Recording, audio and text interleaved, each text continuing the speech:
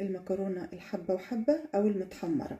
علشان تعمليها بطريقة حلوة حطي حلة على النار فيها زيت على سمنة، وخدي نص كمية المكرونة وحمريها، بس حمريها على نار متوسطة علشان تاخد راحتها في التحمير. بعد ما تبقى باللون ده كده انزلي بباقي المكرونة.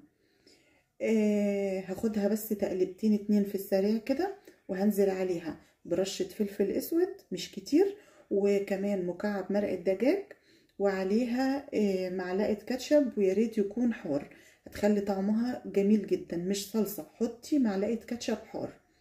قلبيها تقلبتين في قلب بعض، والاساسي فيها بقى كده الشوربة. يعني هتبقى طعمها مش هيعجبك لو عملتيها بمية، ياريت يكون بشوربة. الزيادة بتاعتها تكون يعني فوق المكرونة بعقلتين صابع. خليها تستوي على نار متوسطة وتنزل طرية كده، وتاكليها سخنة وهتعجبك ان شاء الله. بألف هنا.